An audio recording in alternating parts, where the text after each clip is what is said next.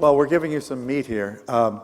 He actually had a 3D printed version of his lungs that he was supposed to bring out, and somehow it didn't happen. But anyway, now we're going to have this really amazing group of tech business health journalists.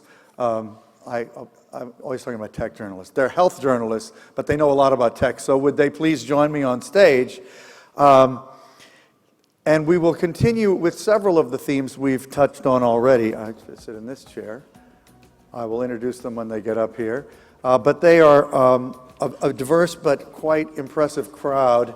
Dan Monroe is a columnist at Forbes. He's written a book called Casino Healthcare, which is really a striking condemnation of the American healthcare system and a very passionate argument for a universal coverage without single payer, which is a really interesting distinction that most people don't even realize you can make, but he spent his whole book explaining why that's what the US needs, and I'm sure he'll get to some of those points as we go forward. Next to him, Brian Casey is someone you probably, many of you read. He's the editor of AuntMinnie.com, which is a radiology publication that covers everything from changes in the industry to treatment developments, so what doctors actually do. So he really knows about radiology, unlike the rest of us up here. I mean, Merrill, who probably does know a lot about radiology because he knows about everything in medicine because he's the editor of Modern Healthcare, probably knows the second most. But Brian is a serious expert on radiology. Merrill oversees 27 journalists, and you have a print publication as well as online, right? So you're like us, you still believe in print, which I applaud. The only weekly news magazine in the healthcare space. Is that right? Wow, that's very cool. So I'm sure many people here know that well.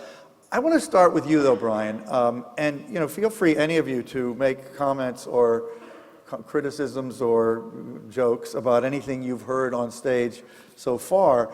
But when we talk about the Facebook effect or social media's impact on radiology, what does that bring to mind for you in terms of where radiology is today and where it needs to go, or where radiologists want it to go?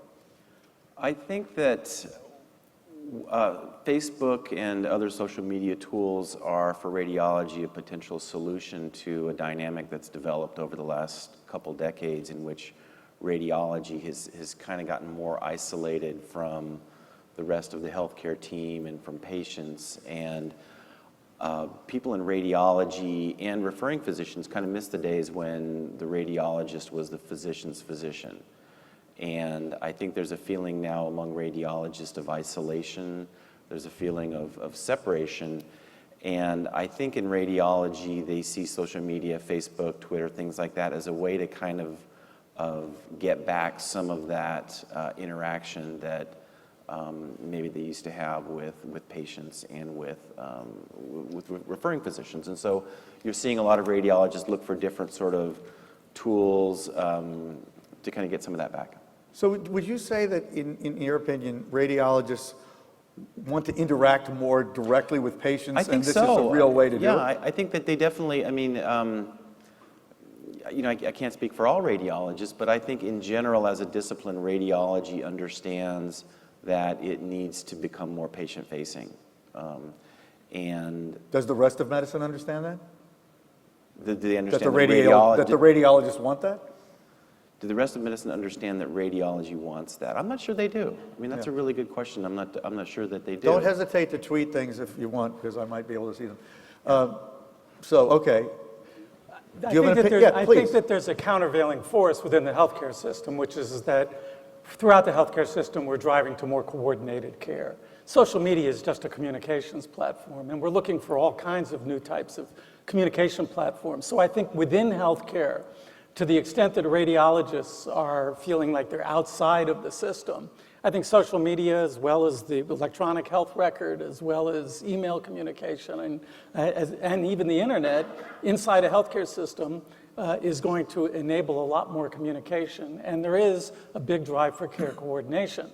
I think, though, on the other part of what you were saying, which is that is it going to facilitate greater interaction with the patient, I think that that's going to be a difficult lift for, I think, one overriding reason, and it has to do with something you talked about a little bit earlier, which is that the shifting environment we're in right now, which is a political environment. The politics of healthcare is changing dramatically. And if there's one overriding theme I think we're going to see over the next number of years, is that patients... You mean 4 years? At least. We're going to see patients have more skin in the game. There's no other way to describe it other than that phrase that a lot of people use. We could talk for a long time about what the impact that's going to be on healthcare. But what it's really going to mean in terms of social media is that patients are going to be using the internet. They're going to be using referrals to their friends, talking to people to find out how much did it cost, how much do I got to pay, and where can I go to get that done.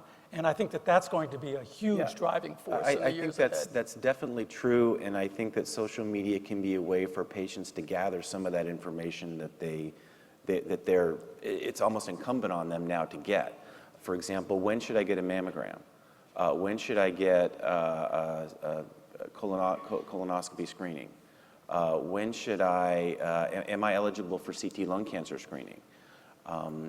Is there a less interventional procedure other than open surgery for my condition?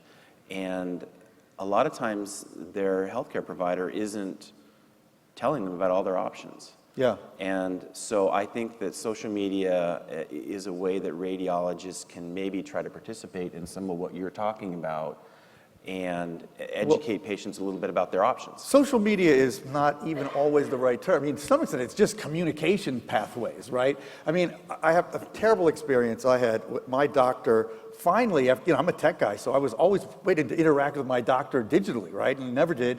I know that the doctor's been my doctor for like 30 years. I love the guy. But he finally sent me an email saying, we're creating this new digital way to interact, and please register here. And I had to go through this multi-stage process to like get into some kind of interaction with him. And then the first message he sends me is, I'm closing my practice.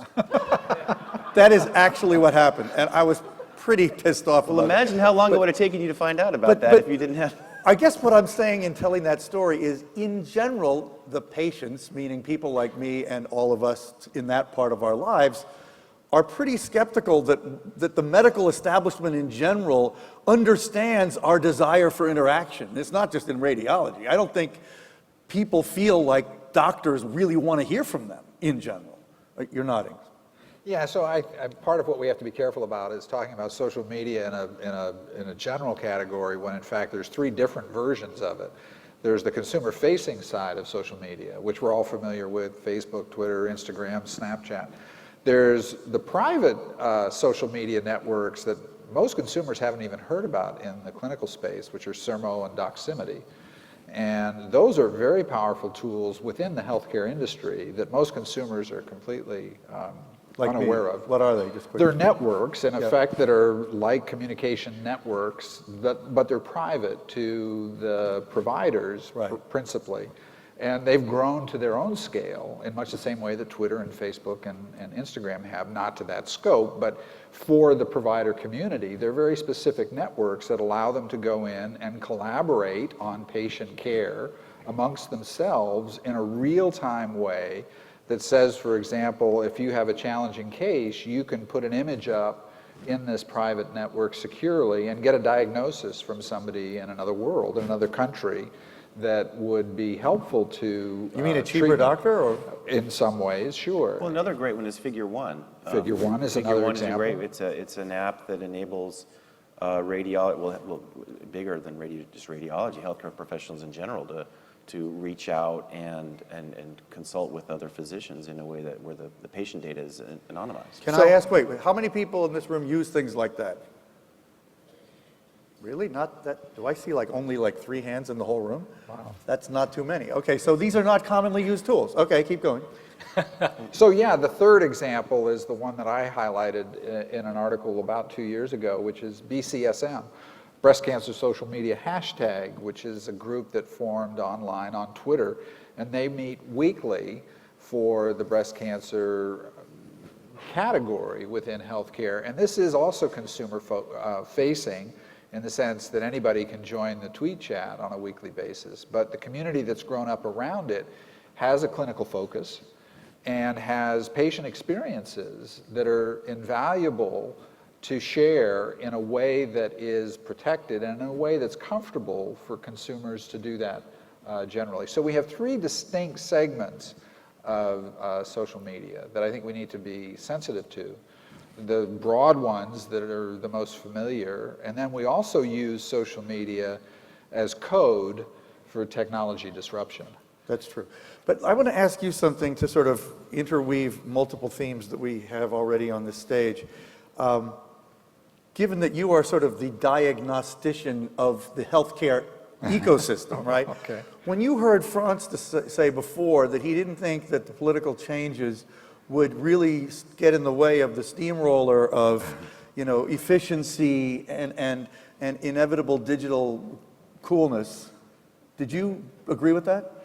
So I think from the vantage point of Philips, and certainly being a global company, they have a global footprint that gives them a slightly different perspective. Here in the US, I think we can expect and should expect some real challenges on the road ahead, in particular as it relates to Obamacare, the Affordable Care Act, and what we can and what we may expect to see on the road ahead, which is a big unknown. And that's sort of what's looming out there, is kind of a big question mark on what we can expect on the legislative side of healthcare, which represents the partnership that has to exist for all healthcare systems worldwide. It's a public-private partnership for every industrialized country, and that's no different than here in the US. So basically the general idea of partnership across domains, you're sort of saying, and I mean, I would totally buy this, by the way, if this is what you're saying, that conceptual approach in general is not going to be as hot in the next 4 years as it's been? It will be, we will test the limits of what we have seen in the past. Fascinating. Okay. I'm going to jump over to Meryl on a related question, since just today we heard who Trump's nominee for the HHS secretary is, and also for that other agency. What is it? CMS. CMS, right. Yeah.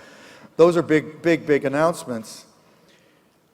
When you hear that, what is your feeling about what that says about the potential to keep moving in the kind of very enlightened direction that this stage has been talking about for the last half hour?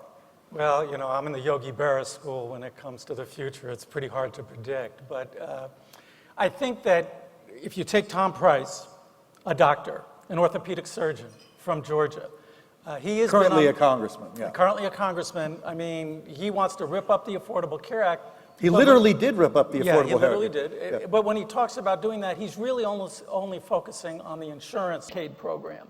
Well, what did Mike Pence put in Indiana? He made people on Medicaid, who are, after all, the poorest people in our society. That's why you end. And in many of his statements, he's written letters even in recent weeks saying, hey, let's go slow on many of these mandatory demonstration projects, like the bundled payments program. So I'm hearing a mixed message. On the one hand, we know that people want to continue moving down the path to more affordable care, to more cost-effective care. And on the other hand, some of the more aggressive steps by the Obama administration to push in that direction, they're saying, let's draw a line and let's not go there. So it's I'm getting a mixed message there. If you look on the other side, Seema Verma, who quite frankly, as I who follow healthcare quite closely, didn't even know her name before late last night. So she's a major national figure, yes. But she's from Indiana and she ran the Medicaid program. Well, what did Mike Pence put in Indiana? He made people on Medicaid, who are, after all, the poorest people in our society. That's why you end up on Medicaid. He said, you're going to have skin in the game, going back to that other phrase I used. That's even if it's only a couple of dollars. Well, the one thing we know about giving people skin in the game is they're going to start making decisions based on their economic choices. In other words, if I don't want to pay it, I will postpone care. And we have seen this play out years and years of, over many, many years, many studies have looked at that. People will cut back on care when they have more skin on the game. We know from a lot of other studies that there's a lot of waste in healthcare. At the same time, we know from the studies that have looked at people who have economic skin in the game that when people cut back, they don't have any real good basis with all due respect to the idea of the empowered patient, you have to become very, very empowered to know what are the right things to cut back on and what are the right things to make sure that you pay for, because those are the right things to do. And most people don't have good basis of information or the, quite frankly, skills to use social media or whether it's the internet or anything to get that information. Yeah. So she wants to move aggressively in that direction. I presume with Medicaid, they're going to push for Medicaid block grants. Again, that's going to give more people skin in the game, states more control of that program. He is saying sort of go slow on some aspects of payment But you said he reform. also did support that bill you mentioned when we were talking earlier. Well, he voted for MACRA, which is the Medicare Access and Chip Reauthorization Act, which is going to redo physician pay. All the radiologists in this room are very familiar with that because everybody's going to be put on this system. But even under the Obama administration, they've scaled back some of that. They've created a lot of loopholes for which people can sort of pick which indicators they're going to get measured on. It gets highly technical and complex. So I think it's a mixed message early on that we really don't know what they're going to do until they do it. Yeah. But I think if there's one enduring theme that I think is going to have a major, major impact on every provider in this country, it is that you're going to be confronting consumers who are going to be paying more out of their own pockets. And that's going to be a major determinant of what healthcare gets delivered in this country. Okay, that's probably a cue to Dan, just to talk a little bit about your big picture views, which I was going to wait to do that later. But do you agree with that? Absolutely. And So what do you want to see happen, and what do you think is actually going to happen? So part of the challenge that we've got, and I go into the book, in the book I go into this in great detail, but part of the challenge is simply that we've got this tiered network of delivery that's rotating on a somewhat annual basis. And then we also have a tiered coverage system that rotates based on employment, based on age, based on heritage, Indian healthcare services. So we have these tiered models of coverage trying to align with tiered networks, and the two are rotating continually. There's no way to ever get those two to match. And what we've seen through every other industrialized country is a system of universal health coverage, which isn't necessarily single payer, but it's the universal health coverage aspect that creates the economic incentive that is, in effect, the largest actuarial pool. That's what you want in healthcare, is the largest actuarial pool. We've been fighting that math for decades, and we continue to fight it. And I come back to the quote that is often ascribed to Winston Churchill, although he never said it. It turns out it was an Israeli politician by the name of Abba Eban, who said Americans can always be counted on to do the right thing after they've tried everything else. And that's what we continue to do, is we're trying everything else, and I think we'll see with this new administration, in some ways, an attempt to try more things, and some of those will be a reversion to older methods that we'd already tried in years past, and some may actually be new methods. But until we get to some of these systemic flaws, we're not going to see the kind of progress that I think we hope for. Okay, cool. Brian, I want to go back to you, and we've got so many issues on the table and so little time. I'm just going to go back to something that, again, came up with France, and that's this idea that radiologists have the potential to become this sort of uber data analyst of healthcare. What do you think of that idea? Well, I think you need to be careful using the word Uber and radiologist in the same sentence. Okay, that was a flip of the tongue. That's the nightmare scenario. You mean that they would be in India or the Caribbean or what? You know, radiologists get Uberized. Right. Well, that's not what I meant, but go ahead and talk about that if that's what you have to do. I think that the potential, the other potential, we have this artificial intelligence that's coming up. Right. And a lot of radiologists are worried that, well, is this going to take my job away? And I think that most people, the vast majority of people that you talk to here at RSNA don't believe that. I think that what they believe is that artificial intelligence, deep learning, is going to take a lot of the more mundane work off the plates of radiologists, enable them to focus more on higher level things that deliver more value to patients.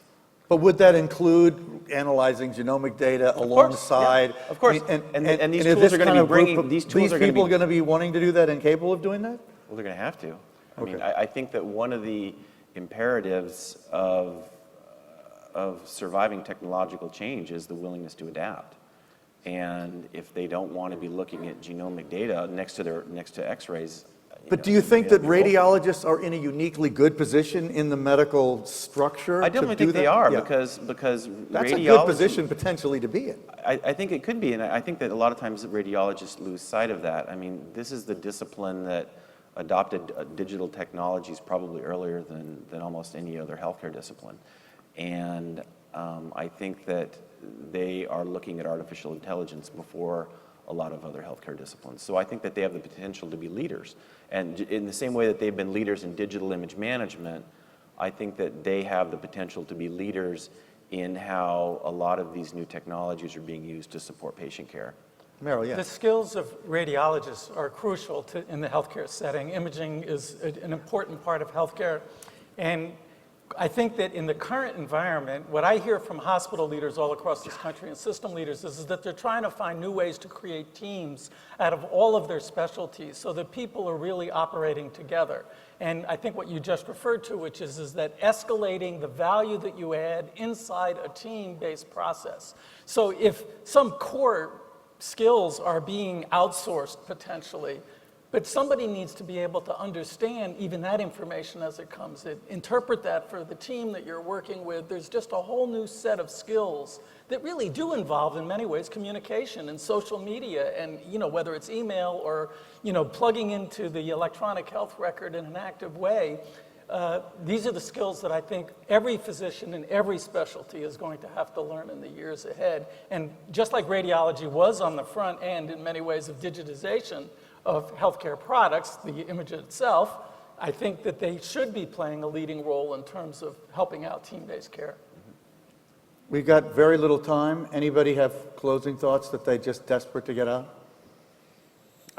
Just walking around here at RSNA, you really get the feeling for what an amazing discipline radiology is. And the potential, it has such great potential. I mean, they're doing so many amazing things right now. And the future is so exciting. And I do think it's exciting in part because for many years, radiology was gated by two technologies, bandwidth and storage, that have literally been decimated. So the cost of both bandwidth and storage are such now that the field has opened up in new ways that make it, I think, incredibly exciting. Oh, good closing thoughts and positive. So thank you. Thank you all. Thank you. So we're running through a lot of great stuff in a short time. We've got